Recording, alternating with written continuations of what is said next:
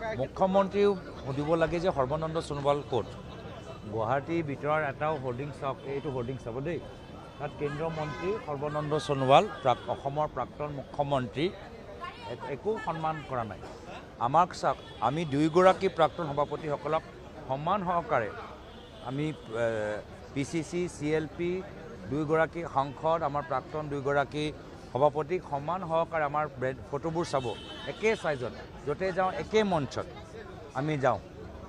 এয়া হ'ল প্ৰাক্তন সভাপতিৰ প্ৰতি আমাৰ শ্ৰদ্ধা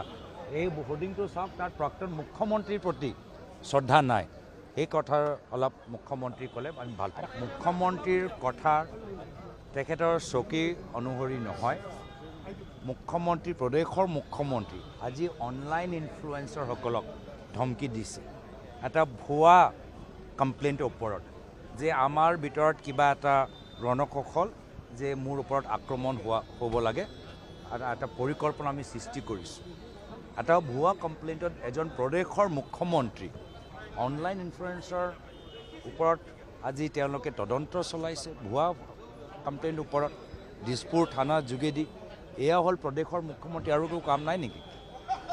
এতিয়া আমাৰ লগত যুঁজিব নোৱাৰিলে সেইকাৰণে অনলাইন ইনফ্লুৱেঞ্চাৰ লগত যুঁজিবলৈ আৰম্ভ কৰিছে ইয়াতকৈ আৰু দুৰ্ভাগ্যজনক কথা কি আমি অনলাইন ইনফ্লুৱেঞ্চাৰ হওক বা সাংবাদিকসকল হওক আজি আপোনালোকৰ বাক স্বাধীনতা আপোনালোকৰ কৰ্মৰ প্ৰতি যে আপোনালোকৰ কৰ্তব্য আমাৰো চৰকাৰ পৰৱৰ্তী দিন আহিব আপোনালোকে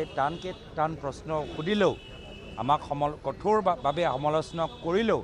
আমি কেতিয়াও আপোনালোকৰ মালিকৰ নাম আমি নুসুধিম